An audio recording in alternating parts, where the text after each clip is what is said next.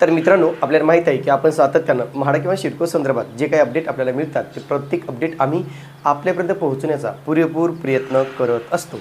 आणि आपल्याला माहिती आहे की काही दिवसानंतर म्हणजे येणाऱ्या काही 8 ते 10 दिवसांमध्ये मुंबईची एक नवीन जाहिरात येणार आहे। त्याच्यामध्ये मुंबईमध्ये प्रथम येणाऱ्यास प्रथम प्राधान्य या तत्वावर घरे विक्री केली जाणार आहेत आणि त्याची माहिती आपण ऑलरेडी अगोदरच्या व्हिडिओमध्ये पाहिलेली आहे। परंतु इथे मात्र अतिशय एक महत्त्वाचा प्रश्न आहे मित्रांनो, तो म्हणजे अनेकदा हा प्रश्न केला जातो की सर, जर मुंबईमध्ये आम्हाला घर असेल किंवा म्हाडाचं यापूर्वी घर लागलं असेल तर पुन्हा लॉटरीत फॉर्म भरता येतो का किंवा एखाद्या योजनेत पुन्हा ते घर घेऊ शकतो का, असे काही प्रश्न केले जातात। आणि मित्रांनो, याच प्रश्नाच्या अनुषंगाने जर समजा तुमचं मुंबईमध्ये म्हाडाचं घर असेल किंवा मुंबईमध्ये तुमचं खाजगीरित्या संपादित केलेलं घर असेल किंवा मुंबईमध्ये तुमचं 1, 2, 3 घरं जरी असतील तरी पुन्हा एकदा तुम्हाला मुंबईमध्ये म्हाडाचं घर घेण्याची संधी उपलब्ध केली जाणार आहे आणि त्या संदर्भात आज आपण थोडक्यात माहिती पाहणार आहोत। नमस्कार मित्रांनो, कसे आहात सगळे? मजेत ना? स्वागत आहे आपल्या सर्वांचं या यूट्यूब चॅनलवरती, ज्याचं नाव आहे RK प्रॉपर्टी न्यूज।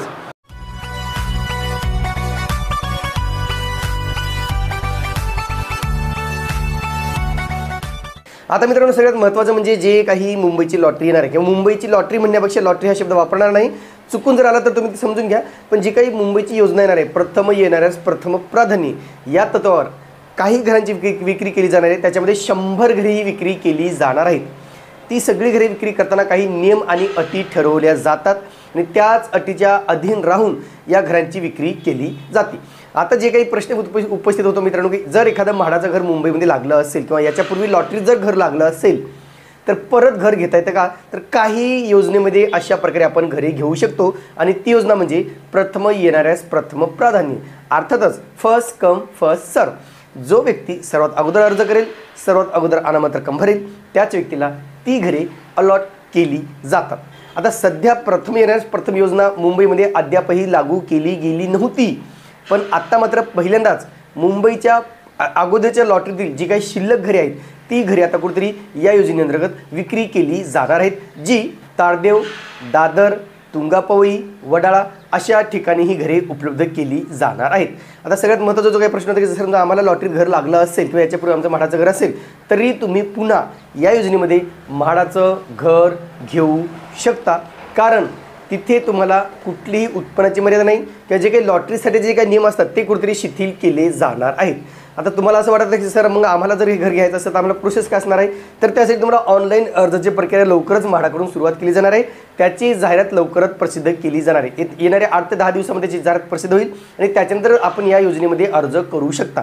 आता योजना जी काही योजनाचा जे काही उद्देश आहे तो असा आहे की जी काही मागील लॉटरीतील शिल्लक घरे आहेत ती कुठेतरी विक्री केली जावी आणि म्हाडाला जो काही तोटा होतोय, आर्थिक भार सहन करावा लागतोय, तो कुठेतरी करता येऊ नये, असं त्यामागचा उद्देश आहे।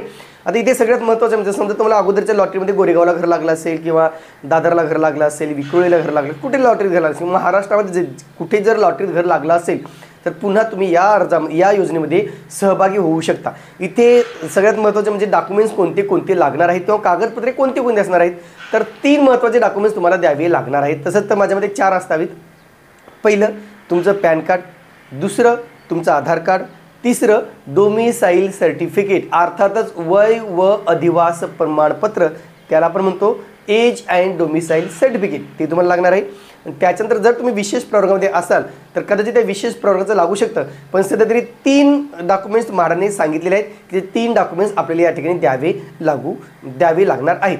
आता इथे इन्कमची अट मात्र शिथिल करण्यात आलेली आहे। तुमचं इन्कम किती जरी असलं तरी तुम्ही या लॉटरीसाठी किंवा या योजनेसाठी ऑनलाईन अर्ज करू शकता।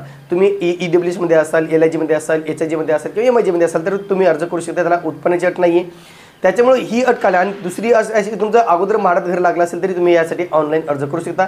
ही सुद्धा अट कुठेतरी आता तुम्हाला या ठिकाणी पाहायला मिळणार आहे। म्हणजे तुम्हाला आता पुन्हा नव्याने म्हाडाची घरे मुंबईमध्ये ते सुद्धा विदाऊट लॉटरी शिवाय ही घरे विक्री केली जाणार आहेत आणि म्हणून लॉटरीशिवाय तुम्हाला 2 घरे घेण्याची संधी नक्कीच मिळणार आहे। आता पुन्हा तोच प्रश्न की सर, ही योजना सर्वसामान्यांसाठी आहे का? तर बिलकुल नाही।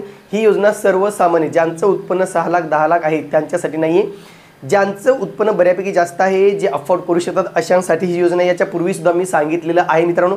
आणि म्हणून अनेक जण कमेंट्स करतात सर व्हिडिओ सामान्यांसाठी नाही आहे, ही योजना सर्वसामान्यांसाठी नाही, तर मी अगोदर सांगतो की सर्वसामान्यांना अफोर्ड होईल असं अजिबात नाही। ज्यांच्याकडे जे बऱ्यापैकी इन्व्हेस्ट करू शकतात, जे बऱ्यापैकी अफोर्ड करू शकतात तेच लोक या योजनेमध्ये अर्ज करणार आहेत. पण तिथेच मित्रांनो एक गोष्ट सांगू इच्छितो, जर तुम्हाला कमी किमतीतलं घर जरी हवं असली, याच्या किमती काय असतील मी तुम्हाला सांगतो. पहिलं, ताडदेव येथील घरांची किमती जवळजवळ 5.5 कोटीपासून 7.5 कोटीपर्यंत आहेत.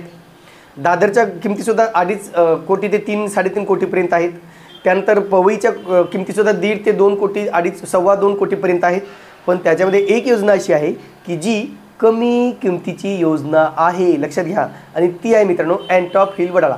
अँटॉप हिल वडाळा या ठिकाणी जवळजवळ तुम्हाला 45 लाखापर्यंत या ठिकाणी घर उपलब्ध होऊ शकतं, होईलच मित्रांनो, कारण ह्याच्या अगोदर सुद्धा एक जाहिरात त्यांनी दिली होती. आता याच्यापूर्वी जी काही जाहिरात प्रसिद्ध केली होती मित्रांनो, ती ई लिलाव पद्धतीने या घरांची विक्री केली गेली होती किंवा विक्रीसाठी जाहिरात प्रसिद्ध केली होती.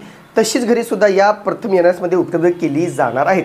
याच्यामध्ये बघा अँटॉप हिल वडाळा पहिला आहे मालवणी मालाड मुंबई. मालवणी मालाड मुंबई या ठिकाणी संकेत क्रमांक 265 सदनिका क्रमांक 55C2104 ही सदनिका फक्त 44,22,500 मध्ये उपलब्ध केली होती, जी ई लिलाव पद्धतीने उपलब्ध केली होती.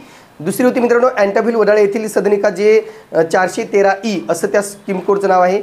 इमारत सदनिका क्रमांक 3A2201 अशी सदनिका क्रमांक आहे. तिची किंमत 40 लाख ठेवण्यात आली होती आणि ई लिलाव पद्धतीने उपलब्ध केली गेली होती. अर्थातच बोली पद्धतीने ही घरे विक्री केली होती. अर्थातच ही 40 लाखाची घरे 42, 43, 45 लाखाला विकली जाऊ शकतात. पण अशाच किमती, ह्याच किमती कुठेतरी फर्स्ट कमनुसार आता म्हाडा उपलब्ध करणार आहे. याच्यामध्ये थोडीफार वाढ होऊ शकते मित्रांनो, पण आपण सांगू शकतो की जे अल्प उत्पन्न गटातील अर्जदार आहेत किंवा अत्यल्प MIG उत्पन्न गटातील अर्जदार आहेत त्यांना मात्र नक्कीच अँटॉप हिल वडाळा या ठिकाणी घरे घेण्याची संधी मिळणार आहे, कारण या ठिकाणच्या किमती ह्या 50 लाखापेक्षा कमी असतील असं कुठेतरी बोललं जात आहे. आता हेच पाहणं महत्त्वाचं की नेमका अँटॉप हिल वडाळा येथील घरांची किमती काय ठेवल्या जाऊ शकतात, कारण याच्यापूर्वीच्या लॉटरीमध्ये 40 लाख किंमत ठेवण्यात आली होती, तरी सुद्धा घरांची विक्री झाली नाही आणि म्हणून कुठेतरी पुन्हा हीच घरे आता विक्री केली जाणार आहेत.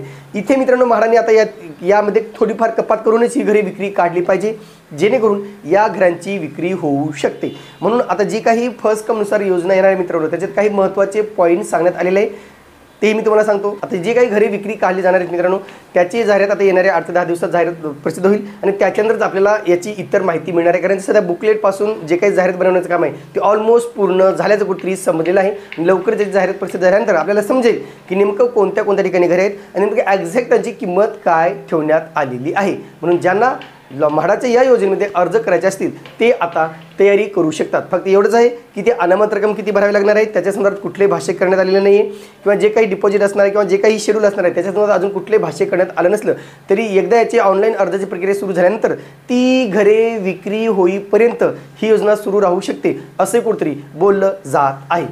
तुर्तास मित्रांनो इथेच थांबतो. पुन्हा भेटूया एका नवीन व्हिडिओसह. तोपर्यंत आपली रजा घेतो. धन्यवाद.